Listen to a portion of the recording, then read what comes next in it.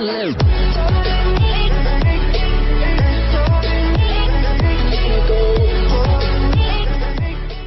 pregnant wife of a Sri Lanka bomber detonated a suicide vest when police raided the affluent family's home in the wake of the terror attacks, killing her own children.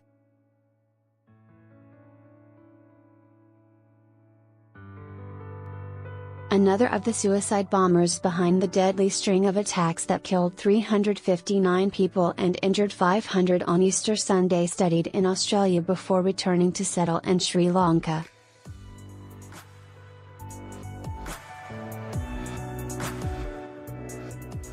Abdul Latif Jamil Muhammad studied in the UK before doing postgraduate study in Melbourne.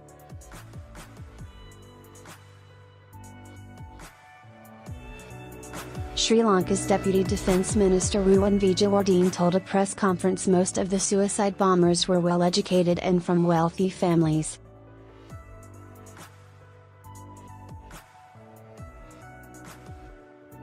Some had law degrees, and all were Sri Lankan, he added.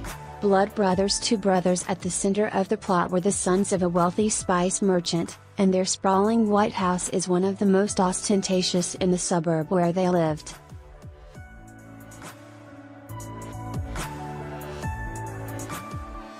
One of them, Inshaf Ibrahim, a copper factory owner in his 30s, is believed to have been the mastermind of the bomb plot.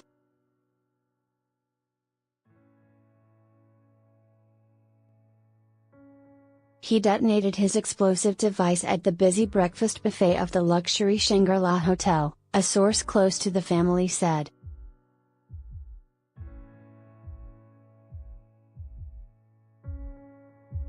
The family's Colombo home was raided by police shortly afterwards. Mr. Vijayawardene said that as police arrived, the pregnant wife of one of the brothers detonated a suicide jacket, killing herself and her two children as well as 3 police officers.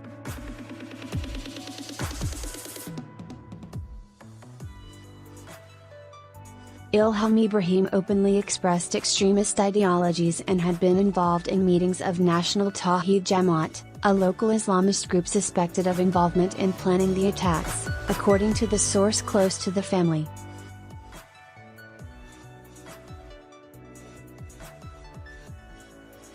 His entrepreneur brother, Inshaf, was outwardly more moderate in his views, and was known to be generous with donations to his staff and struggling local households, the source said.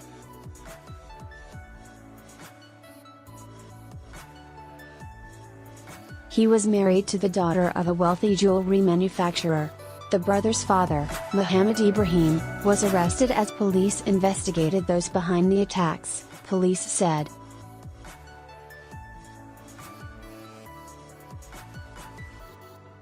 Mr. Ibrahim, a wealthy spice trader and pillar of the business community, had 6 sons and 3 daughters.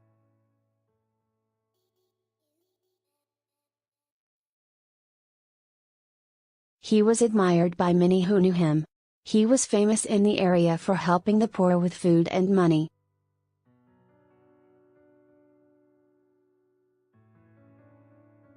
It's unthinkable his children could have done that, neighbor Fatima Faisla said.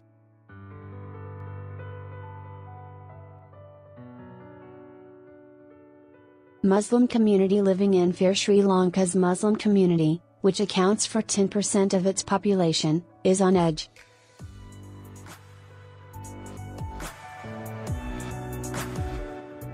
Many Muslim refugees from Pakistan living near Negombo, where a church was blown up, had boarded buses to escape the threat of retaliation.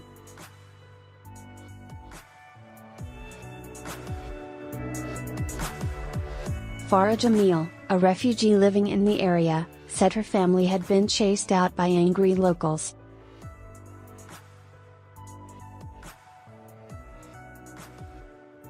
They are hitting us, she said. Even our landlord is not letting us live here, she is saying to get out of here and go wherever you want to go.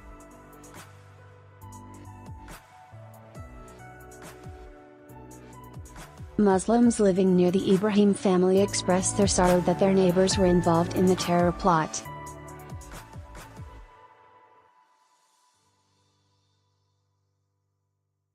Not only for Muslims, the whole community, the whole of Sri Lanka, everybody is our brothers and sisters, everybody who has passed away are our brothers and sisters, said a neighbor who identified herself by her first name Tebe.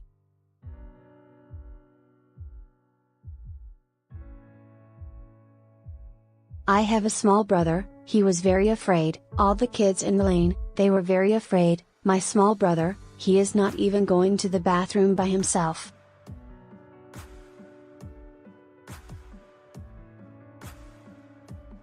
Everyone is thinking, what will happen the next moment?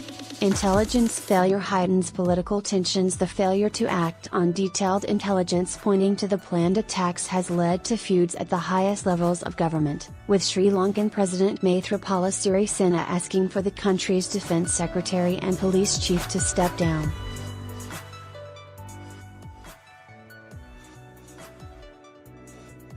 Mr. Vijayawardene, the deputy defense minister, said authorities had been investigating Islamic State group infiltration in Sri Lanka for years, keeping a close eye on returned foreign fighters and their families.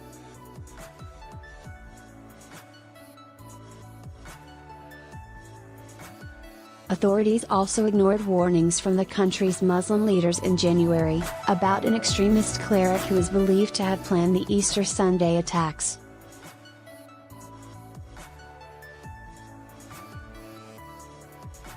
Arrests, interrogations and controlled detonations are still continuing around Sri Lanka, with authorities saying they also plan to beef up security around airports and for airlines.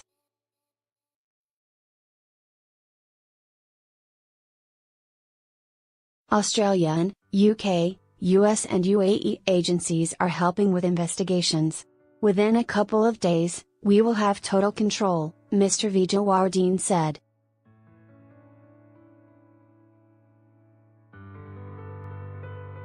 The attacks have already had a devastating effect on Sri Lanka's economy, with mass cancellations of bookings at hotels.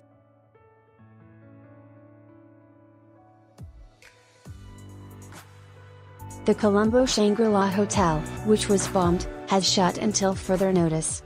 Many hotel staff are not turning up to work, scared that their workplaces will be targeted.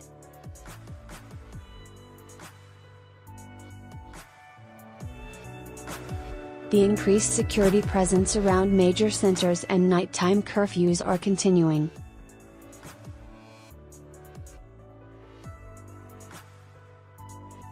But there is concern whether the funding, as well as the manpower and training to sustain this degree of security, will be available.